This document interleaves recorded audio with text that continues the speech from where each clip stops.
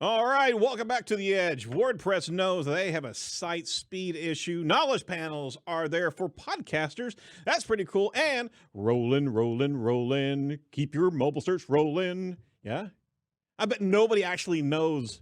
That's the Rawhide theme song. Rawhide. All right. Well, clearly everybody knows it. Nobody knows it. Well, everybody knows it. Everybody that's on this podcast, but maybe the listener. Who knows? This is News from the Edge for the week of October 18th, 2021 here on Edge of the Web Radio.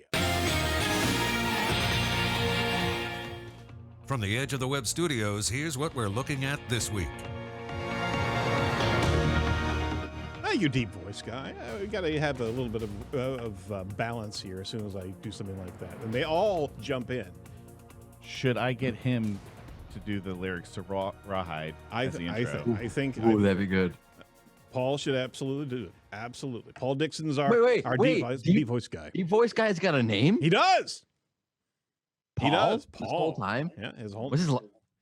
Can we reveal his last name? Dixon. Yeah, he's an awesome guy. He's been our deep voice talent for 10 years, and he does movies too. I mean, he literally is the deep voice. In a world of crisis.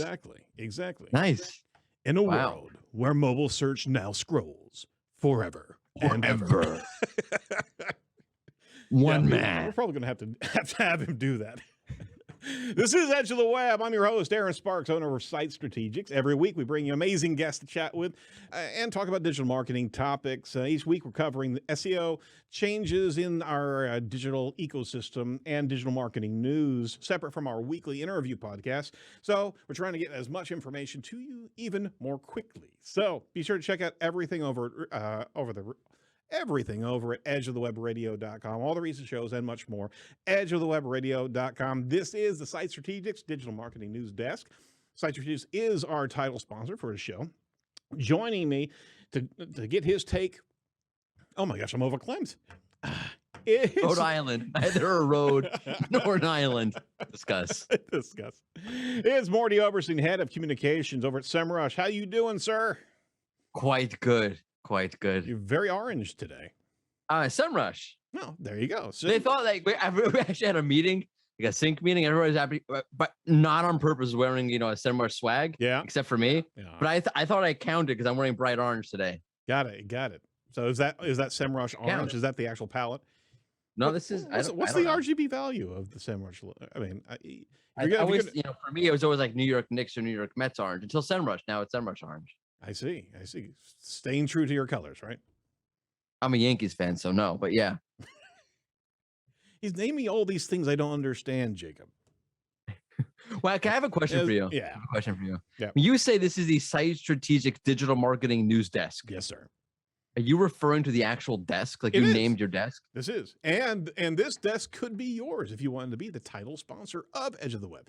I will love that. You mail me a desk 5,000 miles away. How much? I'll do it. We'll take pieces of the desk. We could NFT it for Morty. Yes, NFT. The Edge of the Web. This is the desk. Morty Oberstein NFT news desk. That would be amazing. Why haven't we thought about that before? I'm on it. All right, so for anybody who is not part of our listener audience that just joined us, you probably want to have news, right? This is what you're here for. Not talking about how we break apart the desk to sell to sponsors. Or maybe that is. Maybe that's something you It is. That's exactly what we want to be talking about. We got some news. WordPress proposes a team to improve its core web vitals. This is from Search Engine Journal by Roger Monti. A WordPress proposal admits it's falling behind Wix and similar platforms and suggests that they need to create a performance team to coordinate speed improvements. Now, Morty, in a previous role, you actually probably would have taken this to market and just pounced on this particular news, right? Because you were CMO of Wix over there, were you not? CMO of Wix. I was Wix's official SEO liaison and currently still serve on its SEO advisory board. There you go. So I gave him a promotion, a posthumous promotion they didn't even have. Right. And if only, you want to go promotion, if only WordPress would have used SEMrush's new Core Web Vital report filled with all sorts of data. Oh, wow. I'm sorry.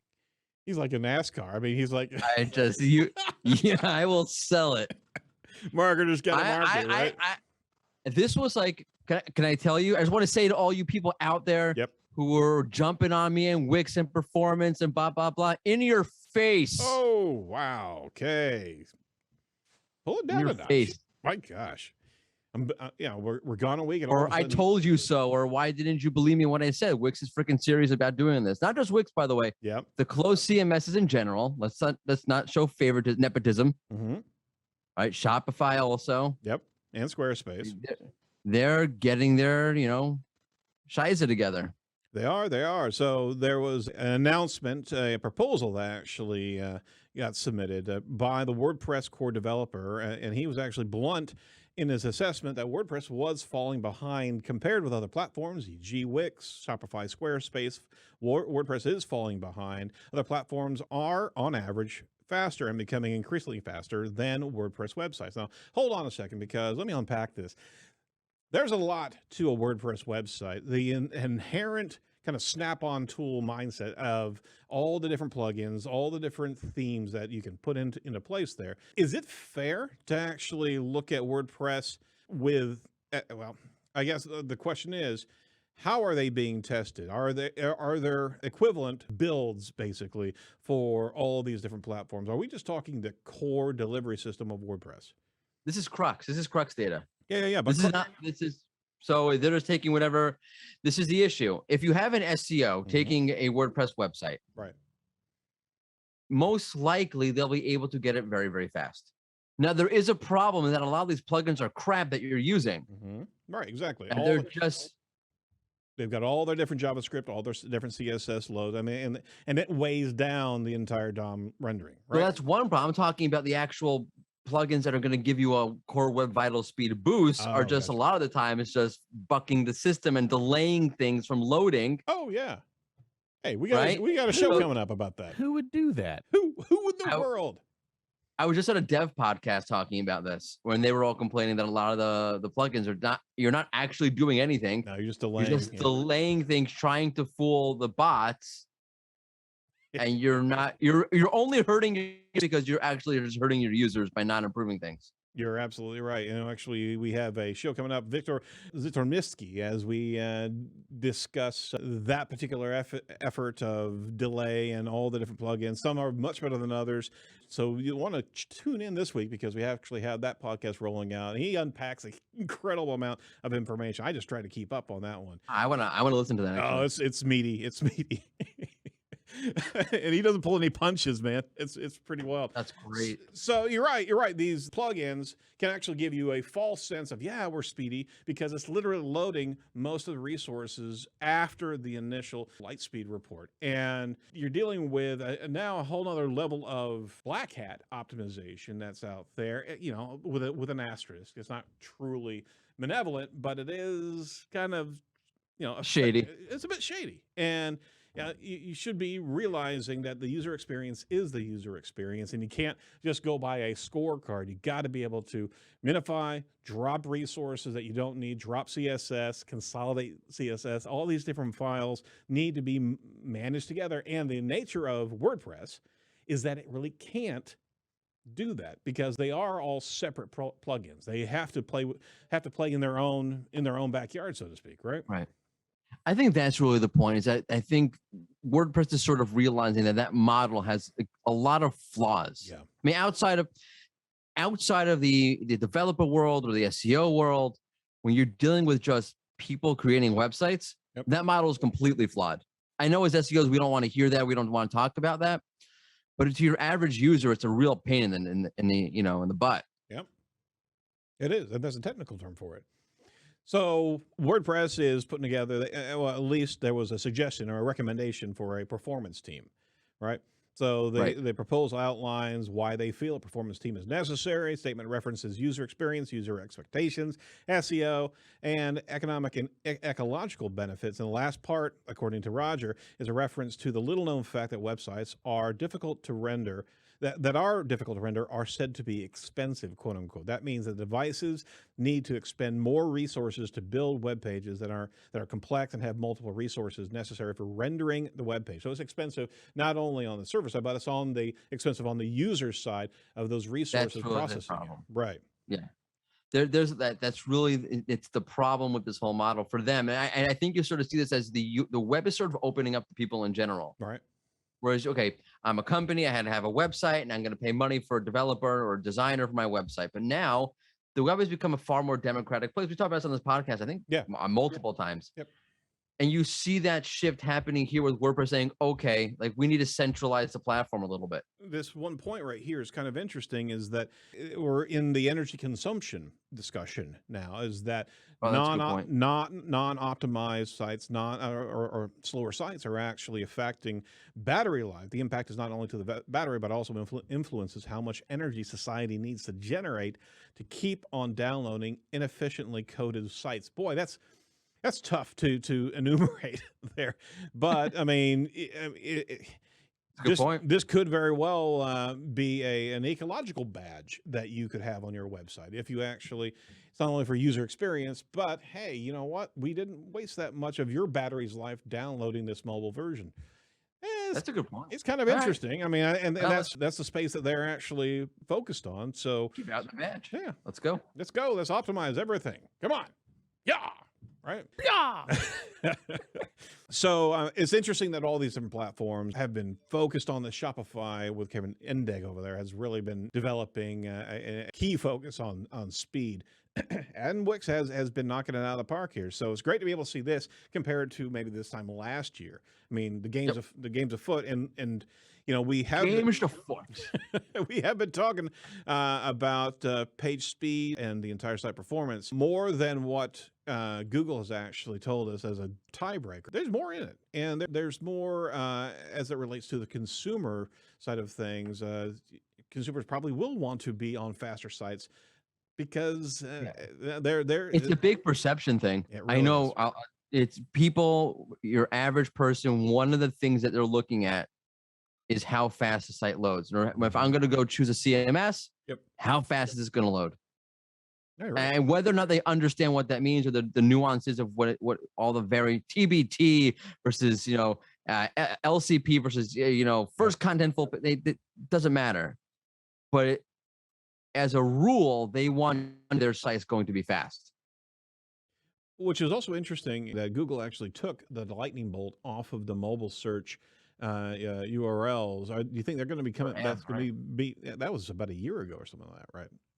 Yeah, they got rid of the AMP the AMP icon, and now there was talk about the Core Web Vital icon.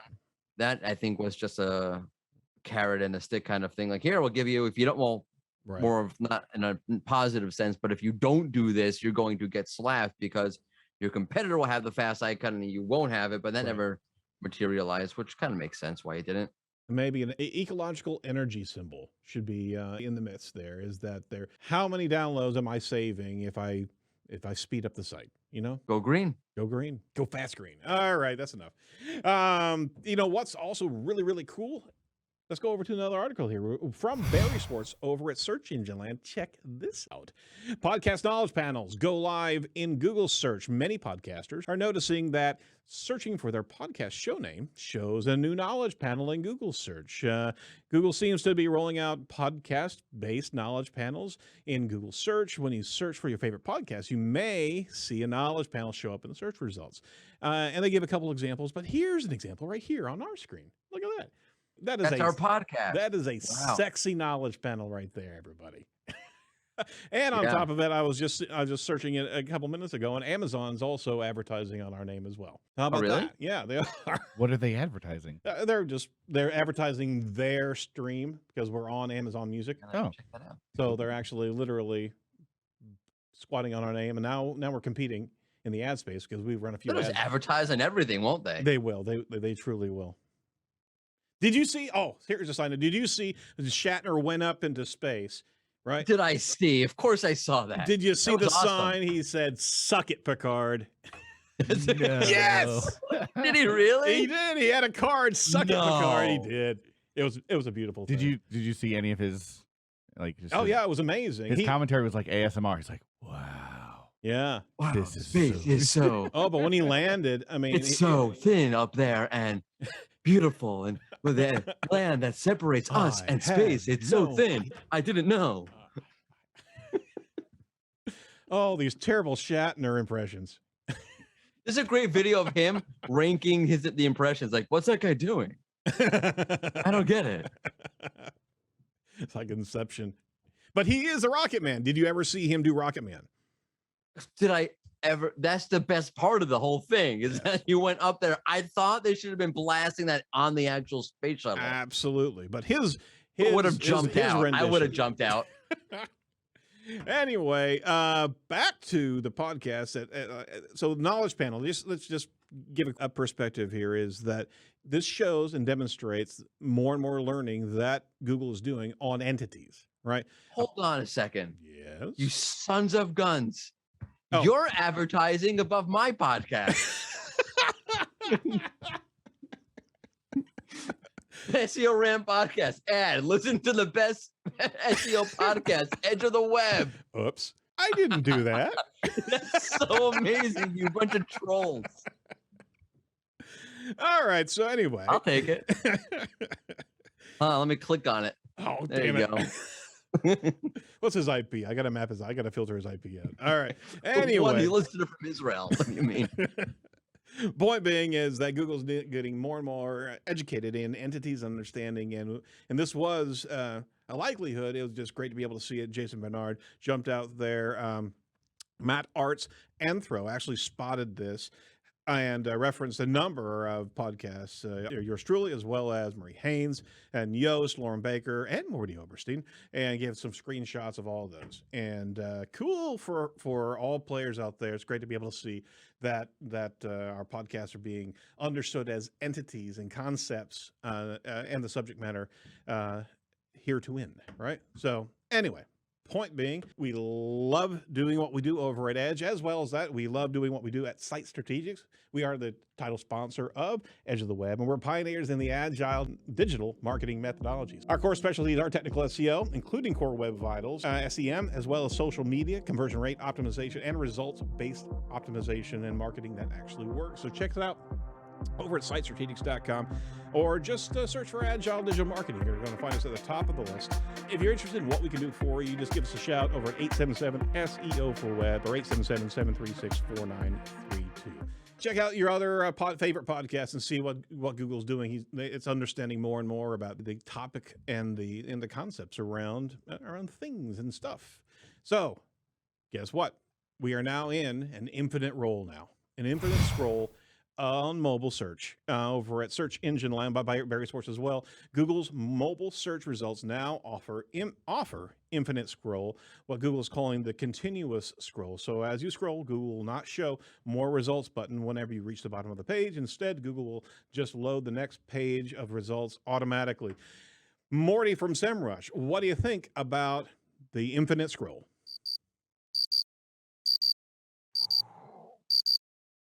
Okay, more clicks at the bottom. I felt like that was an infinite pause. That was. Yeah.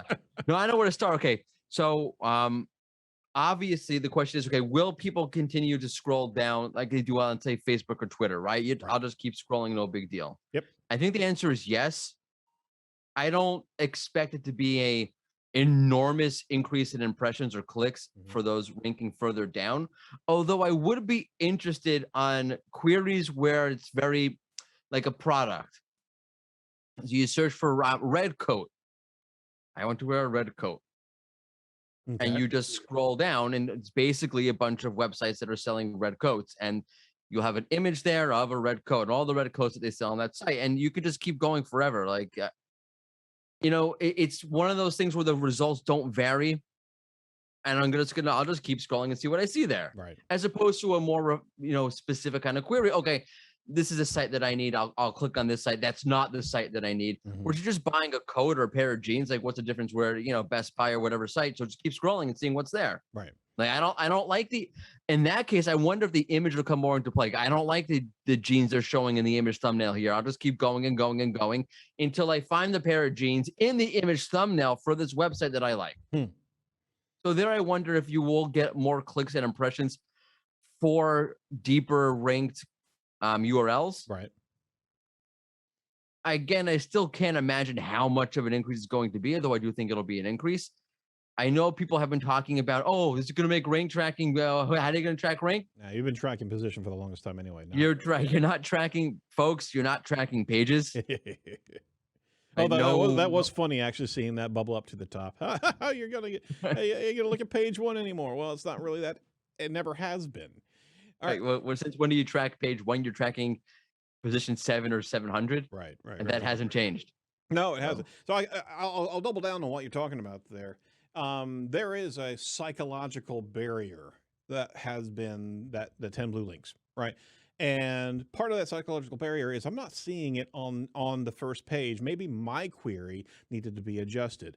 I think we're going to be seeing a lot more rabbit holes that people are going down, not realizing that they do need to change their query. That was something of at least a feedback on the top 10. Well, in this case, what was it? Top 5 or 6 in organic on mobile, right?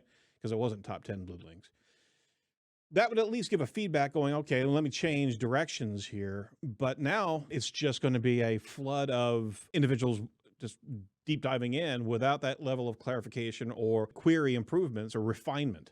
I mean, we're going to get more and more sloppy until we find something what we want, right? Yeah, basically. I mean, you're just going to, it's very possible you're just going to keep going. Like, I don't want to keep going anymore. Right. But that'll take longer because you don't have that break of, I need to move to the next page, or I need to load more results. Which really kind of challenges SEO strategy is that we've seen regularly higher conversion on the long tail phrases. I mean, it was an inverse correlation, is that the longer your ranking phrases, the higher the qualification, higher the conversion rate.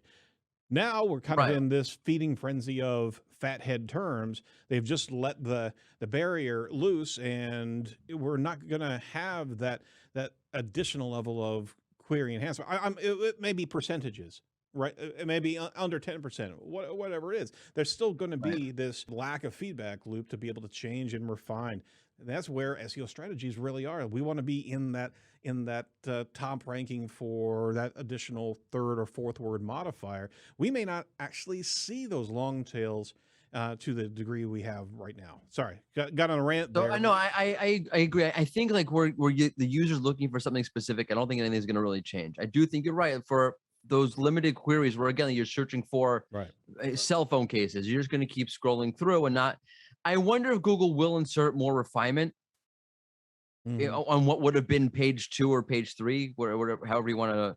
I have seen on commerce queries like buy a red coat, that where there would have been a new page, they just put another PLA. Oh, really? Yeah. All right. So maybe your pay traffic will go up now. Possibly. Yeah, that will be the defining break there, as opposed to... That's the defining break when you see another PLA. Wow. Okay. All right. Well, there's a lot of supposition on this, and obviously we're in a mobile first marketplace, have been for the last couple of years now. So this is a big experiment, and it was long awaited, right? Yeah, I mean, they've been testing it for a while. I've seen, was it back in August? They were testing for commerce queries again. They were testing infinite scroll, but to a point. They just stopped after a while. And then you did have to load more, but it was really just like really, really long time until you got there. Yep. I'm curious what made them make the change. Do they think that this is the ecosystem, that the mobile environment is like a very app-like experience, and we should align to that? I'm not sure what it was. I tell you what, think about this. We're going into our holiday season, right? How best to get another line of PLAs and advertising in there? This is just nothing but opening up the coffers for Google Ads. So double down on your ad spend this year, because you're going to be on first page no matter what. Yeah. Bid on some random stupid podcast. I don't know what you mean there. All right. You know what's not random? SEO Chat. Every week, SEO Chat has some great planned execution there. Not random at all. Last week, we had Darren Shaw, right? How did he do? He was wonderful. Yeah? He's a nice guy, isn't he? He is the nicest guy, by the way. He really is the nicest dude. There's not a lot of people like that out there. That's true. That is absolutely true. Boy, he's so sweet. This week is hosted by Jess Peck. Yep. We're talking about weird beep that you've seen out there in the SEO world. Wow. So come, if you've seen some weird stuff going on, whether it be yesterday, last week, or last year, come to SEO Chat Thursdays at 1 p.m. Eastern Standard Time There it is. and share that weird beep that you've seen out there. Is that like SEO FOs, right? Instead of UFOs, it's SEO FOs? SEO FOs. Unidentified SEO flying objects. No? What kind of SEO? What kind of flying things do you see when you do SEO? What are you tripping on? I don't condone such behavior. All righty. So, anything else that we should know of this week, Morty? No. Really? Tomorrow, I plan on wearing a purple shirt. That's amazing. Keep us abreast of your changing wardrobe. Okay. I will. I would assume that's your support for Lewis Hamilton, race car driver. I'm sorry, what? I don't know. I just wanted you to know how Erin feels when you do sports references. That's fair. I'm just Cruel, thinking, okay, but these are fair. Halloween colors. Go for it. All right. All right. Well, for all of us over at Edge, thanks for listening, and thanks for playing along, Morty. We do appreciate your weekly contributions here, and you just need to alternate purple and orange, right? And I'll change. Yeah. I'll alternate my colors on a regular basis. How about that? Right. You wear black, and then I don't know, another shade of black. Right. And then what really sucks is that the Site Strategist colors are literally blue and orange. It doesn't really creep into my wardrobe, does it? I don't know why. Literally, I've never seen you wear not black. All right, so Challenge accepted. absolutely tune in next week as I will wear something not black. Pink and I would orange. love to polka see you like neon, bright All right. yellow. Big bird over here. Oh my God, that's terrible. I got a yellow pallor, so it makes me look like I have jaundice. So gotta be careful there. All right, that's it for Edge this week. Check out everything over at edgeofthewebradio.com. Check out our podcast this week with Victor Zorniski as we talk about Black Hat Core Web Vitals, serendipitous. All right. Be sure to like, comment, and subscribe to our YouTube channel as it gets updated. And we go live every once in a while. And hey, if you wouldn't mind, give us a quick review over at iTunes. That's how we feed the algorithm as well. From all of us over at Edge, stay safe, stay well, and do not be a piece of cyber driftwood. We'll talk to you next week. Bye-bye.